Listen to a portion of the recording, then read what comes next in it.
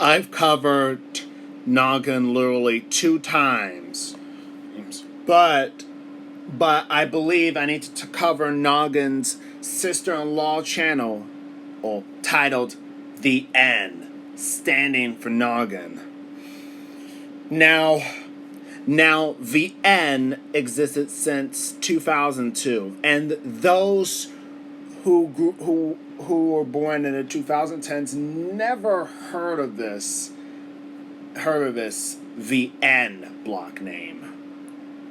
So if you guys don't even know, I'm just going to have to explain this. The N is standing for Noggin, was a primetime and a late night programming segment block on the Noggin television channel, aiming at preteens and teenagers. It was launched in April of 2002, and it was part of this restructuring. Medora Entertainment actually talked about that during his Noggin Revisit video. If you guys want to check that out, I'll leave a link to Medora Entertainment's video about the Noggin Revisit. The link will be in the video description. I looked at how Noggin I literally looked at how Noggin was restructured when I watched Lulu Loopsy's video and Medora Entertainment's video. But what I do know was that there were actual facts all about why Noggin was changed into a preschool channel. So in this Revelation retrospect, everything finally made sense. Let's talk about what really happened and why did Noggin create the N as a primetime and late night programming block on the Noggin television channel. Let's get to it. Where do I even start? According to Medora Entertainment, that ratings on Noggin's evening programming stagnated and received terrible ratings. And Noggin executives even acknowledged this. And we get the feeling that the executives greatly understood what's wrong with the ratings. And maybe we just don't know why it had to go down like that. They tried to make it better by introducing us The Hubbub, which was a programming block that focused more on the Noggin website. Shows that were featured on The Hubbub would include Ghost Rider, actually Big Kids, A Walk in Your Shoes. It was Spunk. Yeah, the latter of which, Ghost Rider, I don't know if it's actually true if it was on The Hubbub, but if I'm incorrect, then I'm actually incorrect. What I do know is that Spunk aired in The Hubbub. Bill Nye the Science Guy aired there too. Big Kids as well. Oh. So, what happened to The Hubbub? Well, in December of 2001 or in March 2002, The Hubbub kicked the bucket.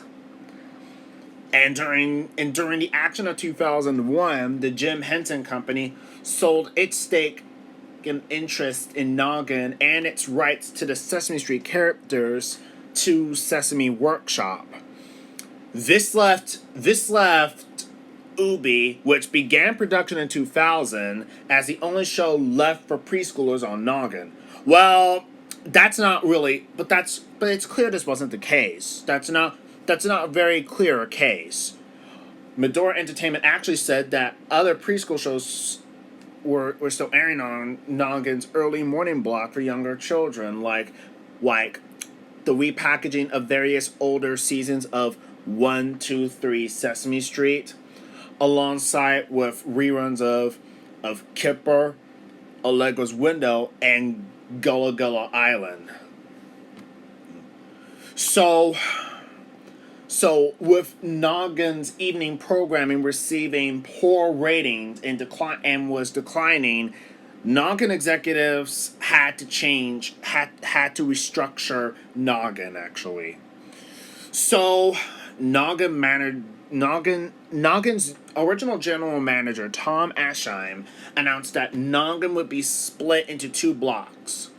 This was made in response to evening programming's declining, slumping ratings.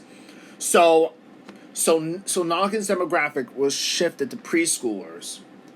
The goal for it, and this is the only goal for this. If Noggin's evening programming was declining, this is what's going on here, and this is where the problem began. However, however, not all Noggin fans didn't appreciate by this announcement, and but this is the only way, and this is the only right choice that they had to do in response to this. So on April Fool's Day 2002, after I was born on March 27th at that time, Ashheim's plans were carried out. The channel space was split into two blocks. Noggin discarded its adult retro segment block and expanded its preschool and preteen blocks to be 12 hours per day. The preschool daytime block would run from 6 a.m. to 6 p.m., while its preteen and teenager block would run from 6 p.m. to 6 a.m. So Noggin would be devoted to preschoolers, while during prime time and late night programming, Noggin switches over to the N, which standing for Noggin. The purpose the purpose for this was because of Noggin's evening programming receiving poor ratings.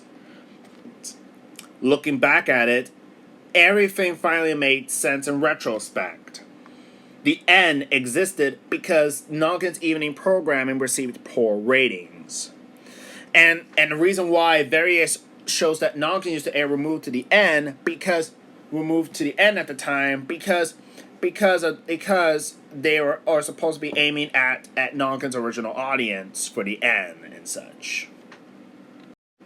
Now, when people were looking back of how when Noggin was all preschooly at this point, a lot of people didn't like this, and especially a user named Brandy Dillon. He keeps spamming a lot of stuff about Noggin being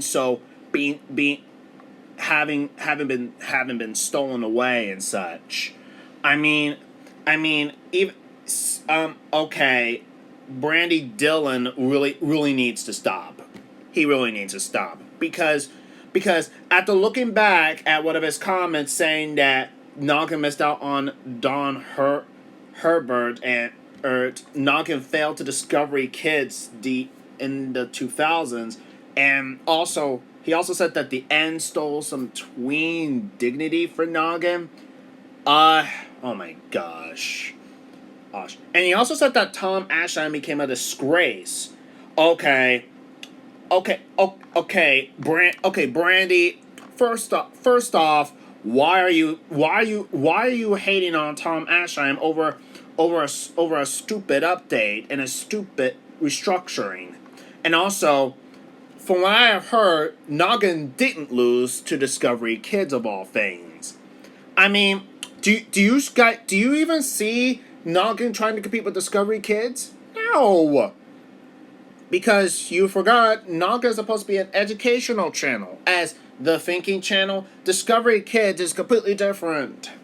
And as they are devoted to EI programming and also some educational programming. And also, for your information, according to Amusing Lewis, the Discovery Kids brand declined in popularity. So kindly, you're very incorrect, because the Discovery Kids brand was on its decline in popularity in the mid to the late 2000s. Honestly, you're out of your league, and you're honestly incorrect at this matter of which. So I don't know why. Also, the N is literally ran by the same people who worked with Noggin. So you must get your facts straight. Eight. So so yeah. Yeah, you gotta know your true facts by researching. Anyway, back to the N. When the N launched, Noggin and the N both shared the same channel. Oh, despite it's owned by the same company who owns Noggin LLC.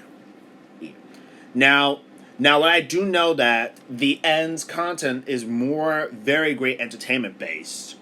Now, the N aired many of the same shows that Noggin used to air when Noggin was in its early days as a teenage in a Big Kids channel, like Big Kids, A Walk in Your Shoes, Ghost Rider, and Spunk.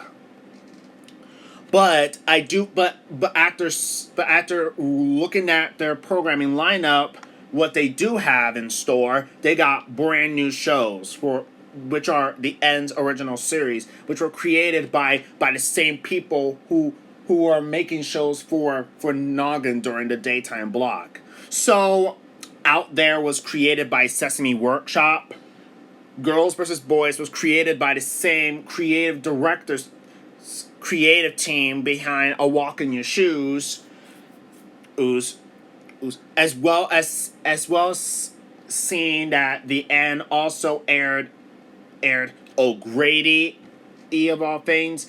Yeah, yeah, an animated comedy television series created by Tom Schneider.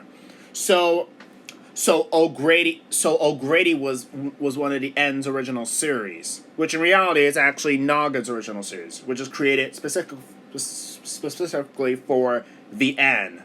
There's also LOL with the N, which is a stand-up comedy special that aired on the N actually. I mean, in the N. I mean, seriously. The series premiered in May of 2003 as part of the programming event called Summer in the N. I know, everybody is saying it's supposed to be on the N, but honestly, in reality, during the early days, it's supposed to be in the N. So don't get me mixed up. Other original shows that were from Noggin's early days, which would include On the Team, which ran in reruns in the N. On the Team On the Team. This was a documentary. This is a documentary series. What next? We got South Out of Nowhere. Is this? Wait, is it? Wait, yeah, it is. It's another Noggin original for the N, and it's in association with the Tom Lynch Company. So, and Miracles Boys. This is ran by the same team who was working at Noggin and the N. So yes, seems that the N really had a very good, decent broadcast list. Many of their programs were basically for educational and for social, based and such. There was also a teaser promo about Noggin switching over to the N. The announcer would say, starting April 1st, every night at 6, Noggin becomes the N. Same channel, different network. And they even got a slogan called Real Life Now. During interstitials, the N, Noggin ran and older interstitials that have recently aired during the daytime block, such as Radio Noggin and Nogginmation. And Noggin also created new interstitials for the N, themed around diversity and acceptance. Noggin also aired a series of station ID shorts that were made for the N. Many of these shorts were designed to look handmade, as they were designed by real tweens and teenagers. The shorts were animated by the Canadian-based company Cup of Coffee Studios, which said, "We wanted the end viewers to see the promos and think to themselves, I could do that with my video camera, my computer, and a little imagination." That's definitely using your noggin, actually. The shorts included Doodles, which is a set based of animations based on notebook drawings, and Action Hand, which starred the end's hand logo and was a parody of action movies. Now, to announce when the end was starting, Noggin aired a sign-off message for the preschool block, which was followed by a timer that counted down to 6 p.m. Eastern, 3 Pacific. When Noggin started airing the end, the preschool block resumed the next day at 6 a.m. Eastern Time, 3 a.m. Pacific, throughout 2002. Noggin ran commercials that explained the two blocks and how the preschool block transformed into a tween teen block at night. These commercials featured the regular Noggin logo becoming pixelated and turned into the logo for the end. So what was the reception? There was the New York Times said that the block, with its complex characters and generally optimistic outlook, the end feels like a private, privileged space where the pesky harangues and dogmas of the rest of the world don't apply. In October 2003, it was reported that Noggin had received a Nielsen rating of 0.3 during the end. More than half of the viewers were in the end's target audience. In 2004, the acquired series Degrassi was the highest rated show on the block. An episode that aired on July 2nd, 2004, was watched by a record of 300,000 people, and Nielsen called it the number one program for Noggin viewers ages 12 to 17. Teen viewership of the blog grew by 30% from 2004 to 2005. Yes, the end was the home for Degrassi, The Next Generation. Now, I do know that acquired series had also started airing on the end. I mean, in the end. These being 24/7, Radio Free Roscoe, being Eve, followed by various other shows that were for the end's content. Much of the end's acquired content would include About a Girl, Beyond the Break, The Best Years, The Brady Bunch, Clueless, Dawson's Creek. Yeah, that is a WB. There's a WB original that was in the end. Degrassi Junior High, A Different World, Girls Stuff, Boy Stuff, Growing Pains, The Hills, Instant Star, Just Deal, Moshia, My So-Called Life, One-on-One, Real Access, Sabrina the Teenage Witch, Summerland, and Whistler. And yes, they even got the rights to The Fresh Prince of Bel-Air, which is not that surprising. Now, after the end launched,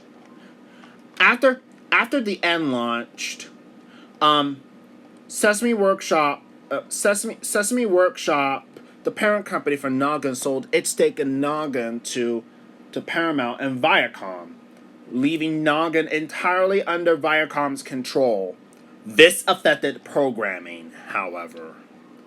Yes, this actually affected programming. Much of the Noggin shows are beginning to drop. Much of the shows that Noggin used to air, which were Sesame Workshop based, were starting to drop. Them being reruns from Sesame Workshop, being Ghost Rider. It was dropped. Ghost Rider and the new Ghost Rider was dropped in 2003. E Ghost Rider ended on May 23rd. While while what next? Sesame Street Unpaved, Square One TV, Tiny Planets, The Electric Company, 3, 2, 1 Contact, and 1, 2, 3 Sesame Street had stopped airing, but not long after. That is exactly right. This also affected the end as well. So much of the content that which were Sesame Workshop based for the end were also dropped too. Spunk was dropped. Spunk ran in reruns in the end until December 1st, 2003. A walk. It's gone. Yeah, it's gone. Out There Air was dropped on January 22nd, 2004. Yeah, any type of show that were under Sesame Workshop's banner were dropped. I mean, and this is despite Noggin was created by Nickelodeon and Sesame Workshop, all Sesame Workshop shows are beginning to leave Noggin in favor of a new channel by 2005. And that channel would supposed to be that the channel that actually stole Noggin's ratings. This channel was PBS Kids Sprout.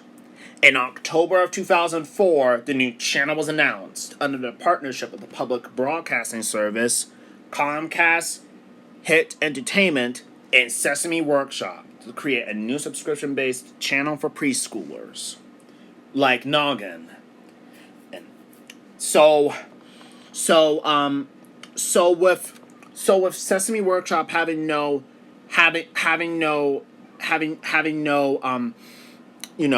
interest in Noggin anymore, they did continue to work with Noggin as a co-production agreement to produce new shows.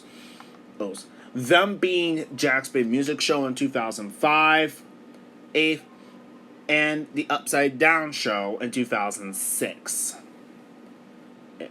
And such. So it's that not surprising.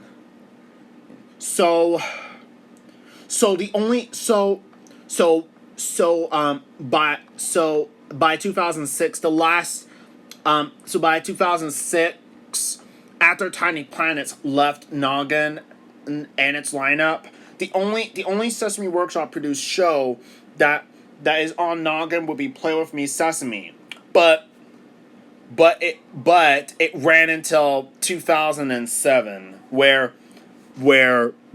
it moved to PBS Kids Sprout at the time. This marked the end of all Sesame Workshop shows being on Noggin altogether.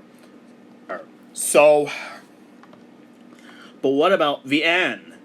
Well, the N already dropped all Sesame Workshop shows but with Noggin respectively. So all Sesame Workshop shows left Noggin when they did Cable in the Classroom. This was a sub-block between Noggin and the N during 3 a.m. during the 3 a.m. time slot, where most children would be asleep. So honestly, Cable in the Classroom was the final nail in the coffin for all Sesame Workshop shows being aired on Noggin. So by the time Cable in the Classroom ended, all Sesame Workshop content are gone. All gone. During the N block, during the time, after Sesame Workshop shows were dropped from the N and Noggin altogether respectively, some shows coming from Nickelodeon and such started to pour in. And so the N's content is no longer educational based, while Noggin is still educational based for preschool content. They began acquiring they began acquiring shows that were probably sitcoms or such. Like Dawson's Creek. I don't know if it's a sitcom. A Different World. The Fresh Prince of Bel-Air, and much more. During 2004-2005, respectively, the N received a new overhaul change. Its first ever rebrand, with a new sign-on with a countdown clock. That which is worth knowing that this is the N's first actual rebranding after them being launched shortly after. However, this rebrand didn't live on to last, as in 2006, the block underwent another rebrand, and with a new sign-on, with the countdown clock still remaining up until 2007. Then, by October of 2007, the N finally received a brand new logo. Which is basically the Atom logo. The N's hand logo was no longer used anymore. So this marked the end of the N's first logo after its initial launch in 2002. And the N's second and final logo has been used, starting on October 5th, 2007. And 2007, it would mark the end of the N block on Noggin. As in August of 2007, Nickelodeon announced that Nick Gas would be kicking the bucket. The reason behind all this is because apparently Nick Gas began to stagnate. Nick Gas basically became a plane on autopilot, waiting until it lost all its viewers and it ran out of fuel. And so Viacom announced that Nick Gas will be kicking the bucket by December 31st, 2007. And once Nick Gas was pulled, Nick Gas's former channel space was taken over by the N. So on December 31st, 2007, Noggin and the N became their own separate networks rather than sharing the same channel. So on December 31st, 2007, lasting 5 years on the Noggin channel, the N's final program was Degrassi: The Next Generation, and they did their final sign-off. Once it was over, it quietly switched back to Noggin programming. And once Noggin was separated from the N, Noggin became 24/7. However, this was unfortunately too late for this, according to Lulu Loopsy, because at the matter of which this is where we get around a point soon in 2009. Must state that I forgot to state that I forgot to state that and mention that before the N was launched, Nickelodeon had a block for teenagers called Teen Nick. I'm sure y'all already know what it is. This is a block that was launched in March of 2001 and aired shows from 6 to 9 p.m. Funnily enough, the Teen Nick block even had a block on the N titled Teen Nick on the N, of course, and aired much of the same programming as they did on the main Teen Nick block. It was first introduced somewhere in early or mid or late 2007 before disappearing somewhere in early or mid or late 2007. Then it came back in 2008, and then it was discontinued for good in 2009. Yeah, correct. Yeah. In 2009, this marked the end of the N and Noggin respectively. As in 2009, it was announced that Noggin would become Nick Jr. and the N would become Teen Nick. So much of the N's programming and Noggin's programming were moved to Nick Jr. and Teen Nick at the time. And the rest is history. So so so basically, this is just about it.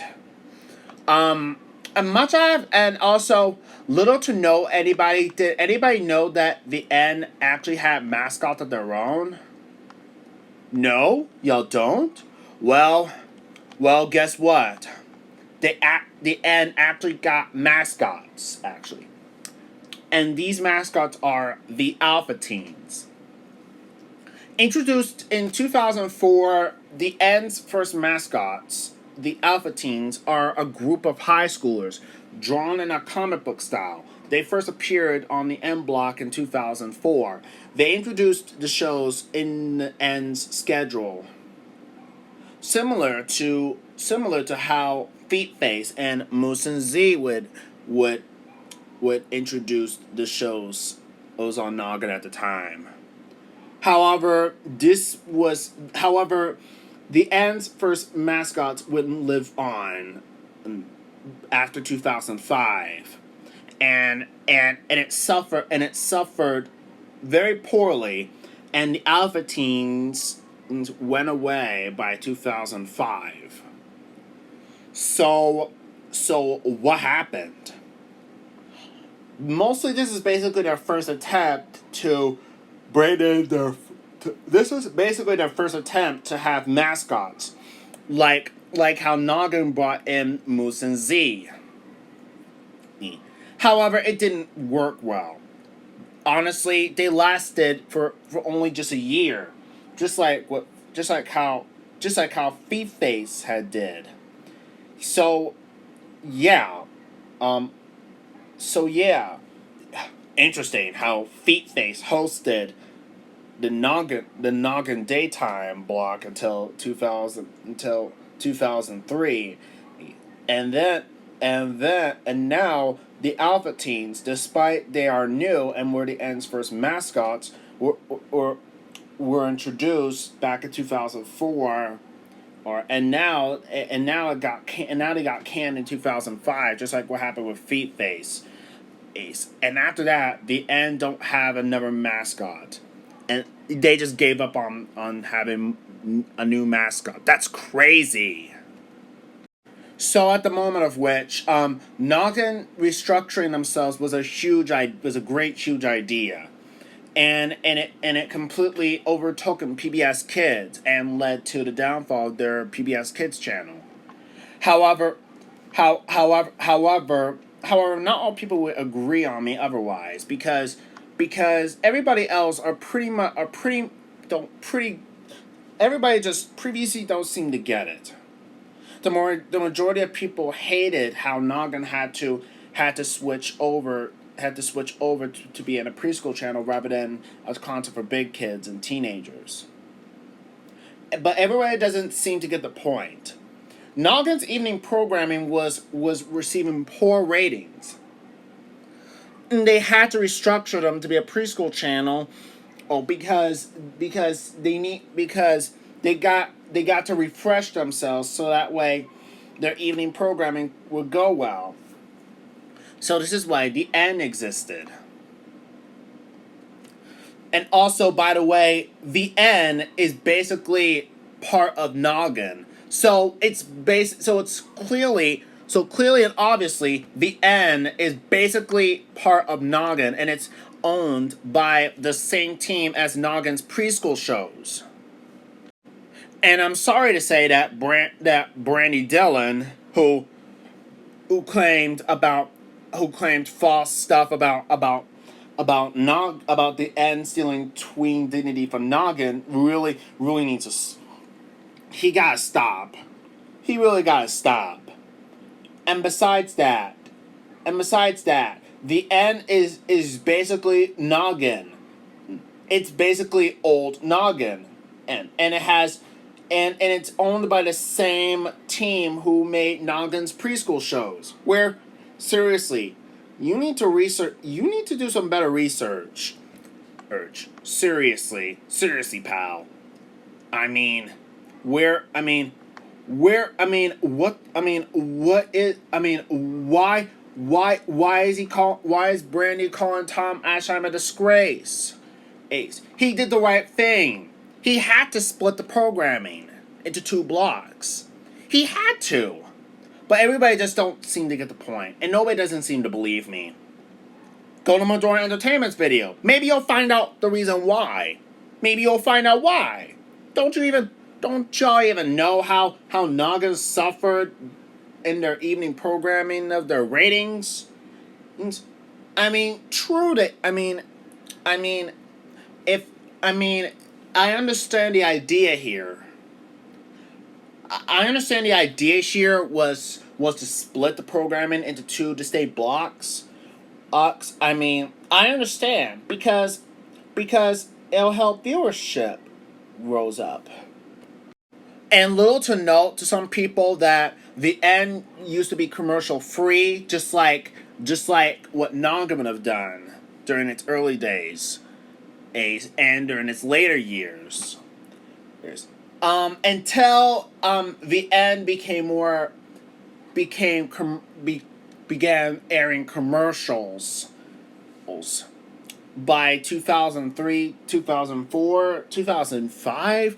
I can never remember because I was too young.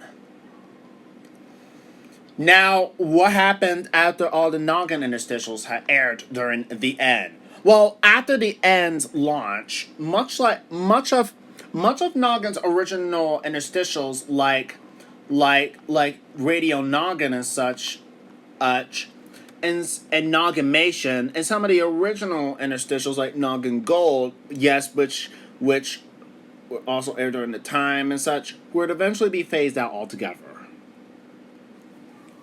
So it's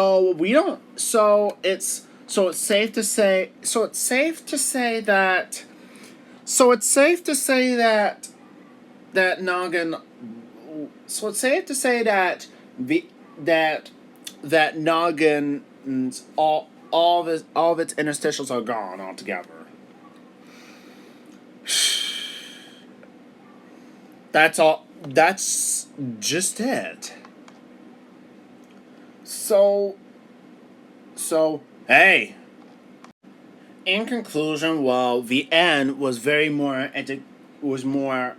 entertainment based, it didn't meet anybody else's case at all because during the course of the 2000s, everybody seemed to gave up on Noggin when it was split into 2 distinct blocks. And I understand because of the end, but they had a good reason why they had to split themselves into 2 blocks. And Brandy Dillon, you know better than to say false rumors about Noggin has lost to Discovery Kids. You're actually incorrect. You're wrong. The Discovery Kids brand declined in popularity. Yeah. Discovery Kids declined in popularity in the 2000s. And by later, much of their channels internationally have been shut down, with Discovery Kids UK shutting down in 2007, along with Discovery Wings. Yeah. Don't you even know? This is why Discovery Kids went away. It started to stagnate. The Discovery Kids brand declined in popularity. How did I know? Because I watched Amusing Lewis's video about Discovery Kids at that time.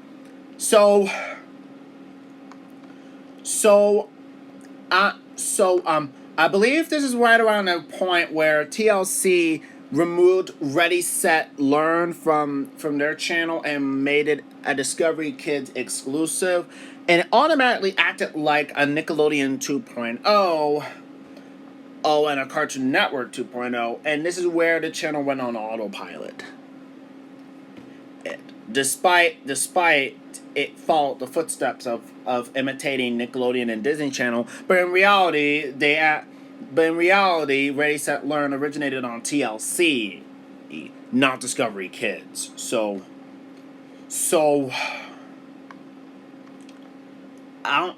I can't even tell how very disappointed I am. everyone is saying rumors about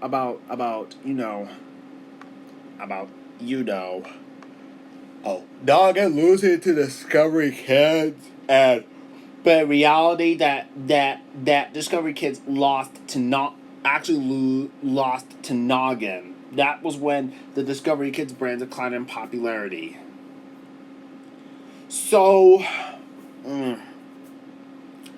so Noggin just overtook the PBS Kids channel, and that was where around the point that the public broadcasting service is going to create PBS Kids Sprout to try and steal Noggin's ratings. And I have to agree with what one of my YouTube friends, Epic Boyo, had said, that PBS Kids Sprout is basically the PBS version of Noggin. All those shows and segments and good variety. And when you look at Sprout today, it's just Universal Kids.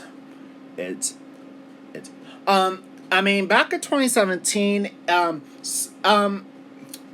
mean, when we look back at Universal Kids' schedule, oh, guess what it kind of reminds us about?